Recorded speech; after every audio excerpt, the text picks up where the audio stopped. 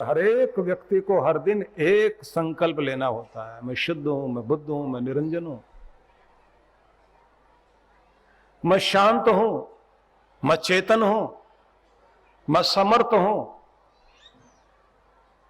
और पराक्रमी हूं। इसका मतलब क्या कहना होता है? बाधाओं से हारने वाला नहीं हूं, कमजोर पड़ने वाला व्यक्ति नहीं हूं। जब परिस्थितियां रुलाने वाली होंगी तब भी अपनी मुस्कुराहट को कायम रखने की शक्ति रखने वाला हूं मैं। जब सब दर्द देकर विचलित करेंगे तब भी मैं अचल रहने वाला अडिग हूं। ये दोहराने का मतलब क्या है कि आप अपने अंदर की शक्ति को जागृत करते हैं।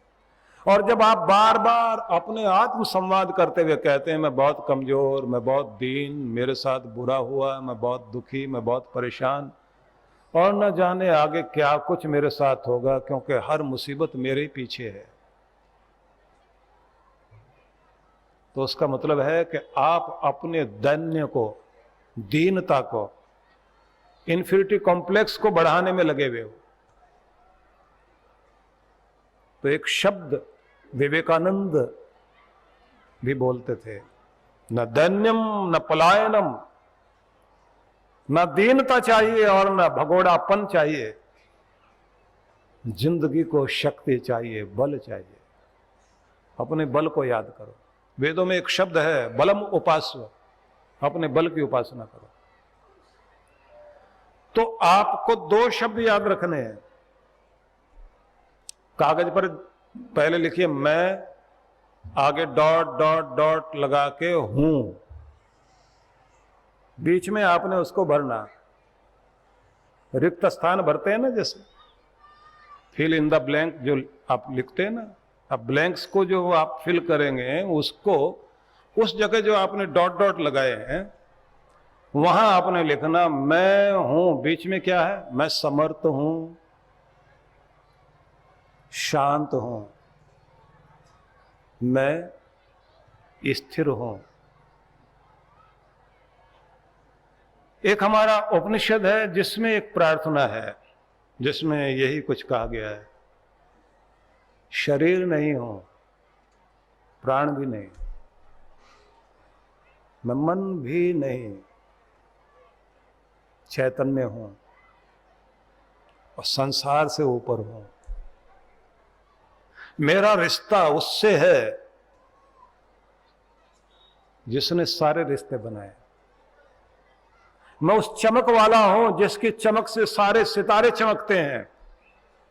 मैं उस शक्ति वाला हूं जिसकी शक्ति से हवा बहती है। मैं उस स्थिरता वाला हूं जिसकी स्थिरता पहाड़ों में है। मैं उस मुस्कान वाला हूं जो मुस्कान उसने फूलों में खिलाई है। तो मैं प्राण नहीं हूं, शरीर नहीं हूं, मन भी नहीं, बुद्धि भी नहीं, मैं चैतन्य हूं। बस दो ही वाक्य, दो ही शब्द, मैं आगे हूं, बीच में खाली जगह छोड़ लीजिए, वहां भरना है आपको। तो इसलिए आपके पास डायरी होनी चाहिए। कल जो डायरी का विमोचन किया गया था ना, लोकार्पण किया गया था, डायरी, डायरी मतलब वरदान पुस्तिका, डायरी मतलब ड्रीम बुक, सपनों की किताब,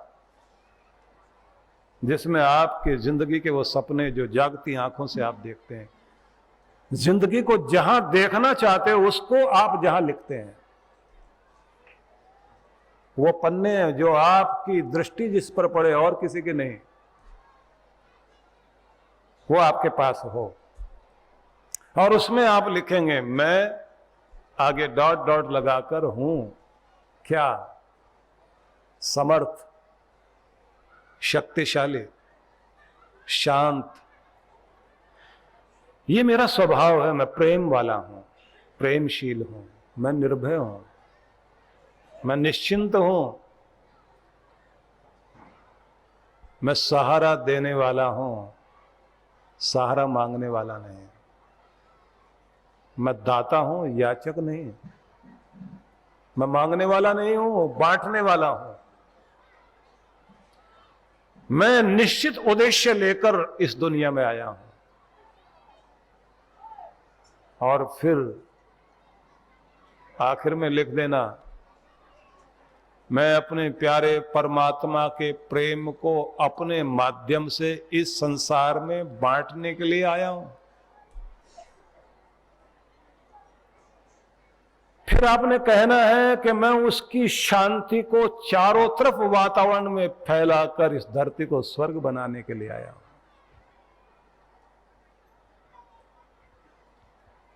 मेरा लक्ष्य है कि मेरा घर प्रेम मंदिर बन जाए। मेरा लक्ष्य है कि मेरा कर्मस्थल कृपा स्थल बन जाए। मेरा प्रयास है कि मेरी हर नींद समाधि हो और मेरा जागरण भक्तिमय हो। ये सब आप जब संकल्प करते हैं, इनका नियम है कि ये सामने रख करके दोनों हाथ हृदय पर रख करके जोर से घोषणा करनी होती है। जितने जोर से घोषणा आप करते हैं उतना ही आप पूरे ब्रह्मांड में तरंगे भेजते हैं। और ये ध्यान रखना है, ब्रह्मांड में जो फैली हुई विश्व शक्ति है, विश्व ऊर्जा है, उस विश्व ऊर्जा के साथ अपना संबंध जोड़ना होता है। और उसका नियम यह है कि 10% तो वो विश्व ऊर्जा आपको नींद में प्राप्त होती है। नींद में जब आपको ये विश्व शक्ति मिलती है तो आपकी रिपेयरिंग करती है, आपकी थकावट छीन ली जाती है, आपकी अशांति को हटा दिया जाता है, आपको नई ताजगी दी जाती है। पूरी रात रात में बहुत कुछ आपके ऊपर चल रहा होता है। आपके सारे न्यूरॉन्स में नई शक्ति देकर आपके डैमेज सेल्स की रिपेयरिंग हो रही होती है। कुछ नए बन रहे हैं, कुछ पुराने जा रहे हैं। आपके पूरे शरीर के अंदर आपके मसल्स में प्रभाव आ रहा है, आपकी प्राण शक्ति को ठीक किया जा रहा है। और आपका मनस तत्व, आपका ओज, आपका तेज, सब पर प्रभाव एक साथ आता है। आपके हार्मोन्स, आपके ग्लैंड्स, आपकी भावनाएं, सबकी रिपेयरिंग होती है। जितनी ज्यादा गहरी नींद है उतनी ज्यादा अच्छी रिपेयरिंग आपकी होगी। इसलिए कल जब मैंने आपसे कहा था कि क्वालिटी वाली नींद लेने की चेष्टा करनी है, आपको शाम को सोना आना यह भी सीखना होता है, कैसे सोएं और कैसे जागें। इसलिए ये 2 शब्द बार बार दोहराइए कि शांति में सोना और आनंद में जागना है। जिसने शांति में सोना सीख लिया और आनंद में जागना सीख लिया, बस गुणवत्ता वाला जीवन आ गया आपका। सवाल यह नहीं कि आप कितना लंबा जिए या कितना कम जिए, सवाल यह है कि जितना जिए वो महत्वपूर्ण क्वालिटी वाला जीवन होना चाहिए, क्वालिटी वाली लाइफ होनी चाहिए। अब सोचने वाली बात, ध्यान में आपको 60 से 70% विश्व ऊर्जा की प्राप्ति होती है। लेकिन जब समाधि में आप बैठते हैं, समाधि में जाते हैं, तो 100% विश्व ऊर्जा आपको प्राप्त होती है। योगी लोगों की नींद 2 घंटे 4 घंटे में सब प्राप्ति हो जाती। बाकी लोगों को 8 घंटे 7 घंटे, कम करें तो 6 घंटे नींद के जो चक्र होते हैं, ये चक्र चलते चलते आपको 2 बजे तक एक महत्वपूर्ण चक्र पूरा हो जाता है। उसके बाद आप वहां से वापस आ रहे होते हैं, तब सपने ज्यादा आते हैं, करवटें ज्यादा बदलते हैं आप। और कमाल की बात है कि जब सपने ज्यादा आ रहे होते हैं तो उसी समय 2 बजे के बाद 2 और 3 का जो टाइम है, सबसे ज्यादा चोरियां उसी समय होती हैं। पहले प्रहर सब कोई जागे, दूसरे प्रहर भोगी, तीसरे प्रहर चोरा जागे, चौथे प्रहर जोगी। साधना वाला आदमी चौथे पैर जागेगा। जब सपने आ रहे होते हैं तो उस समय अगर कोई खटपट भी हो तो आपको क्या लगेगा? कहीं बारात में गए में ढोल बज रहे हैं, ये पता नहीं कि घर के अंदर चोर जो है वो ढोल बजा रहे हैं। लक्ष्मी की प्रार्थना करने के लिए रात दिन लगे रहते हैं, रात में लक्ष्मण जी आ जाते हैं, लेके चले जाते हैं जो कुछ ले जाना है। और आप सपने में सो रहे हैं तो देख रहे हैं कि जो खटपट हो रही है तो ढोल के साथ परकशन बज रहा है, वो जो बजाते हैं ना ये लोग, मंजीरा मंजीरा। नींद जो गहरी होती है आपकी, वो 2 बजे तक, अगर आप 10 बजे सो गए, 10:30 सो गए, और नींद का चक्र उस समय बहुत अच्छा चल रहा होता है। और एक पीक तक आप जब पहुंच जाते हैं, उस पीक तक पहुंचने के बाद नींद जिस फ्रीक्वेंसी में जाकर गहरी होती है और वो उसी स्तर पर जाकर के ब्रह्मांड से जुड़ती है, वो वहां से आती हुई तरंगें आपके मस्तिष्क में एक बड़ा अद्भुत प्रभाव डालती है। वैसा ही प्रभाव आपका उस समय आता है कि जब आप ध्यान में बैठते हैं। और ध्यान में भी मैं एक बात कहना चाहता हूं कि सिर्फ प्राणायाम करके और कोई लोग आपसे जो ध्यान कराते हैं वही ध्यान नहीं है। ध्यान वो भी है जब आप कीर्तन भजन करते करते अपने आप को गुमसुम कर लेते हैं, अपनी सुध बुध नहीं रहते। और जिसका ध्यान गहरा होने लग जाता है वो तो सिर्फ शब्द बोलने पर भी हो जाता है। ठाकुर रामकृष्ण देव का तो ध्यान इतना अद्भुत था, उनके सामने अगर कोई किसी का नाम भी बोलता था और वो भगवान वाला नाम है, रामकृष्ण देव का उसी समय ध्यान टिक जाता था। किसी ने बोल दिया गोपाल, हे गोपाल, हे गोपाल, सुनते क्यों नहीं गोपाल, रोने लग जाते थे। उसी समय भाव विभोर हो जाते थे, गोपाल तुम सुनते क्यों नहीं। मैं आज से पुकार रहा हूं, ये पुकार मेरी जन्मों से है। कब सुनोगे, कब खबर लोगे, कब कृपा करोगे। वो उसी भाव में आ जाते थे। किसी का पुकारना भी उनको लगता था प्रार्थना चल रही है, क्योंकि उनका संबंध उस परम से लगातार जुड़ा रहता था। इसलिए मैं आपसे यह कहना चाहता हूं कि हमें अपने अंदर उस परम तत्व के साथ संबंध जोड़ने के लिए एक तो संकल्प करना चाहिए, दूसरा अपने अंदर गहरी शांति लाने की चेष्टा करनी चाहिए, तीसरी चीज है वो विधियां गुरुओं से सीखिए जिन विधियों के द्वारा आपके अंदर अद्भुत परिवर्तन होते हैं। क्योंकि ज्यादातर धार्मिक मनोरंजन करने के लिए तो कथाएं हो जाती हैं, व्यथा हरने के लिए जो कुछ होना चाहिए उस पर काम नहीं हो पा रहा। गीता का चिंतन जब आप करते हैं तो ये बहुत अद्भुत है। यहां कृष्ण भगवान ने जो संदेश दिए हैं कि 3 मार्ग हैं, 3 मार्गों में से किसी एक मार्ग को, एक तत्व को मुख्य रूप से पकड़ो। अगर आप कर्म योगी हैं तो कर्म का मार्ग चुन रहे हैं तो कुर्वन्ने वेह कर्माणि जिजी विशेषतम समः एवं त्वयि नान्य थे तो अस्ति न कर्म लिप्यते नरे। जब तक जिएंगे कर्मशील बनकर जिएंगे, मतलब कर्म तो करेंगे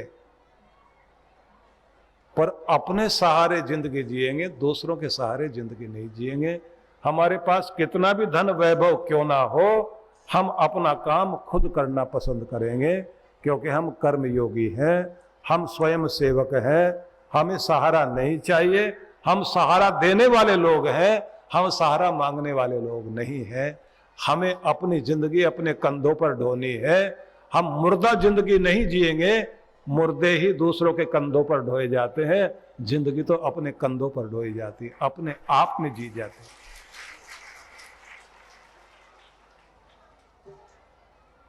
और बच्चों को भी ये सिखाया जाता है। छोटे से बच्चे को अगर कर्म योगी बनाना है तो उठते ही, जगाते ही बच्चे को खुद ही उसको प्रणाम करना सिखाओ। और चेहरे की उदासी हटाओ, उससे कहो बेटा मुस्कुराते हुए उठते हैं, माथे पर त्योरी नहीं चढ़ाइए, शांत हो, मुस्कुराओ, सहज ढंग से नीचे उतरो। अब बिस्तर से नीचे आया बच्चा, फ्रेश होकर आता है, वो उसको एकदम उसी समय समझाओ कि अपना बिस्तर खुद ठीक करना है, अपना स्कूल बैग खुद तैयार करना है।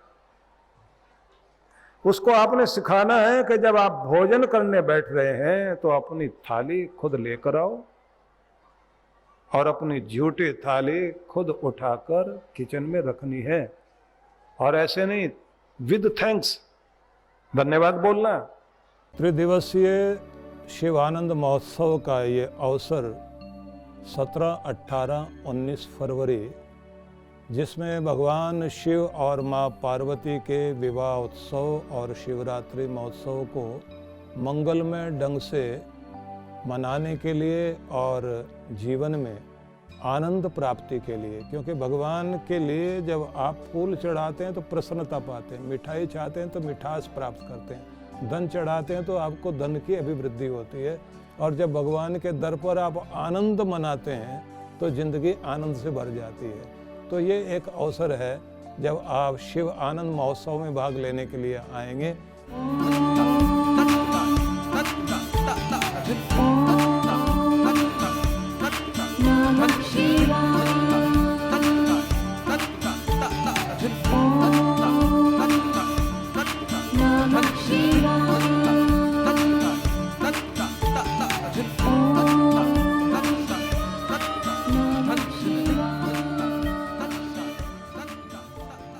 क्योंकि इस दिन आप सब प्रकार से अपने जीवन में सुख समृद्धि की कामना के लिए आपको एक अवसर दिया जाएगा।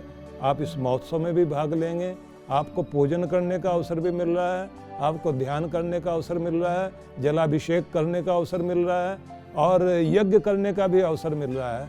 तो 3 दिनों के कार्यक्रम अलग अलग होने वाले हैं, और इसी में एक और भी कार्य होने वाला है जो और भी ज़्यादा महत्वपूर्ण है। आप लोग जानते हैं कि रावण ने तपस्या करके भगवान शिव से प्रार्थना की थी कि मुझे आप मेरी पूरी नगरी को सोने की बना दीजिए। तो कुबेर जी से भगवान ने कहा कि जाओ इनके कामना को पूर्ण करो। तो उस समय रावण जैसे राक्षस को भी सोने की लंका मिल गई, क्योंकि ओगड़दानी है शिव जी। तो कुबेर जी की स्थापना भी उस दिन होनी है, उनका भी पूजन करने का अवसर है, श्री यंत्र के पूजन का अवसर है, और माँ लक्ष्मी जी का मंदिर भी सामने उस दिन जो है उद्घाटित होगा, तो उसका भी पूजन आप लोग कर पाएंगे। लेकिन साथ साथ में ये कहा जाता है कि भगवान शिव अमरता भी देते हैं, तो अपनी संतान और अपनी वंश बेल को फलता फूलता हम देख सकें और दुनिया में नाम रह सके, तो उसके लिए एक व्यवस्था है धर्मकोश की। धर्मकोश में जब आप अपना नाम अंकित कराते हैं और गोल्डन बुक में आपका नाम आता है, स्वर्ण अक्षरों में लिखा जाता है, और भूमि के अंदर जो है आपकी नाम की एक प्लेट काल पात्र में, जिसको हम अमृत पात्र बोलते हैं, उसमें स्थापित कर दी जाए। हजारों सालों तक वो खराब नहीं होने वाले। वो भगवान शिव और पार्वती के दरबार में उपस्थित करने का कार्य है, जिसकी आप जानकारी अलग से पूछ सकते हैं यहाँ। तो ऐसा अवसर उस दिन मिल रहा है, और जो धर्मादा सेवा वाले लोग हैं उनको भी उस दिन श्री यंत्र पूजन करने का और कृपा पाने का अवसर मिलेगा। तो यह कार्यक्रम शिवरात्रि से अगले दिन होने वाला है, जो आप देखेंगे धर्मादा सेवा और धर्मकोश के पूजन वाला। लेकिन शिवरात्रि तक जो है वो बहुत बड़ा महोत्सव है, जिसको आप 17, 18, 19 3 दिनों में इस महोत्सव में भाग लेंगे। तो ऐसा समझ लीजिए कि इस बार का अवसर अद्भुत अवसर होने वाला है, और इसको मैं सिर्फ यही कह सकता हूँ कि अभी आप कल्पना कर रहे होंगे, असली रूप तो आप सामने आकर के देखेंगे। इसलिए आप आइए और इसका लाभ लीजिए।